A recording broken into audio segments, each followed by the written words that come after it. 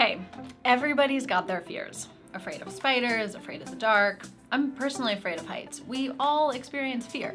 Fear is a natural reaction to the unknown, so it's no surprise that a lot of people are scared to invest. But as I've said time and time again, investing is the most effective way to build wealth.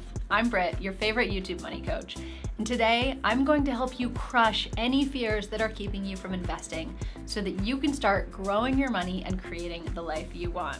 How's that sound? All right, if you're ready to hear the top 8 fears when it comes to investing, then give this video a thumbs up. It's an easy thing to do, but it really helps us so we can keep bringing you free financial education. And go ahead and subscribe and hit the notification bell so you don't miss out on more free tips for building wealth.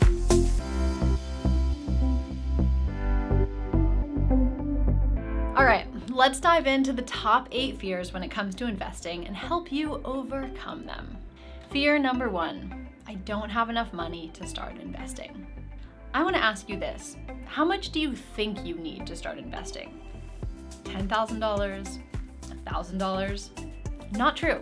You can start with as little as $50. With ETFs and fractional shares, you don't have to have a lot to get started. The important part is just getting started. See, people don't invest because they're rich, they become rich by investing. So rather than waiting until you feel rich to start investing, start now. As long as you have paid off your high interest rate debt, meaning any debt with an interest rate above 7%, and you've saved up at least 3 months of expenses in an emergency fund. Once you've done those 2 things, you can start investing and growing your money. And any money that you're able to save each month after you've saved your emergency fund, you can use to start investing, even if it's just $50 a month. So stop thinking you don't have enough to get started and get started. Fear number 2, I might lose my money. I hear from women all the time who are afraid of losing money if they invest. But here's the thing, you're guaranteed to lose money if you don't invest. How's that? Because the average rate of inflation is 3%, and more recently, it's been closer to 8%. So if you keep your money in the bank, which averages a less than 1% return, then you're immediately losing money every single year because your money is growing at 1%, while the prices of everything in the world are increasing at 8%. So the value of the money in your bank account becomes less and less over time. Plus, if you're not investing, you're likely not thinking about retirement, which means you may have to work much longer than you were planning or be reliant on other people to take care of you. All that said, investing doesn't have to be risky. The stock market isn't like playing the lottery. It isn't all up to dumb luck. You can invest in a strategic way that minimizes the chances that you'll lose money. For example, not investing in single stocks. Instead, you can invest in ETFs or target date funds. That way your money isn't tied up in the success of a single company. Stocks are risky, investing is not. If you take anything away from this video, I hope it's that. If you want to learn more about investing mistakes and how to avoid them, we do have a full video on that, which I'll link to below. In the meantime, let's talk about fear number 3. The stock market might crash. I'm not going to lie, the stock market might crash. It's happened before.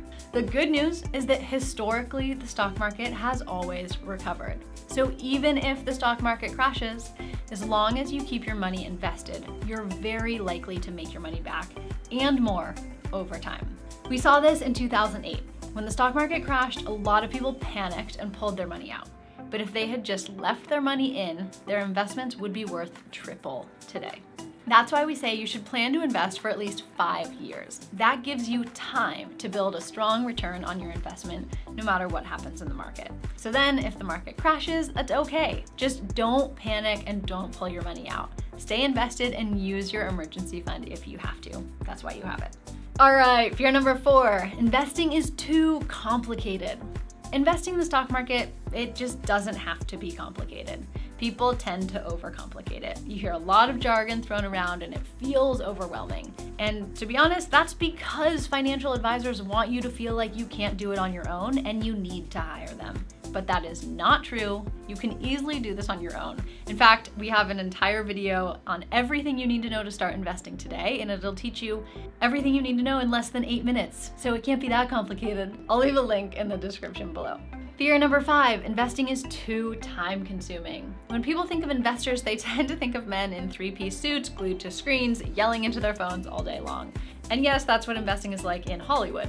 And there are people, like day traders and hedge fund managers, who do make managing stocks their full-time job. But that isn't the reality for the majority of investors. In fact, it isn't even the smartest way to invest. The reality is that very, very few active traders manage to time the market well enough to gain any sort of financial advantage. So if you want to get the highest rate of return on your investments, the best investing strategy is buy and hold. And it works exactly how it sounds. You put your money into an investment and you hold it for at least 5 years or longer.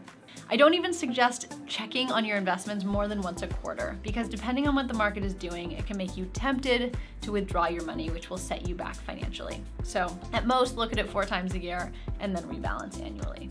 Fear number 6. I don't know how to pick stocks. I hear this one all the time, but like I've said before, you shouldn't even invest in stocks, in single stocks, that is. Instead, you want to invest in ETFs, target date funds, or mutual funds, which are bundles of stocks. We have a step-by-step video on how to pick and buy ETFs, which I will also link to below. And if you want to just go the easiest route, you can just choose a target date fund based on your expected retirement age, invest all of your money into that, and call it a day. Fear number 7, what if I can't time the market? People are always trying to figure out the best time to jump into the market so they can buy stocks at the lowest possible price. But honestly, that's not the most effective approach to investing. Few investors have been able to predict market shifts with such consistency that they gain any significant advantage over the buy and hold investor. Plus, it's a high stress and high risk strategy. Bank of America did a study evaluating the stock market all the way back to 1930 and discovered that if an investor missed the 10 best days in the S&P 500 each decade, the total return would stand at 28%. So that happens when people pull their money out, put it back in, they miss days. And so if you miss the 10 best days, your return would be 28%.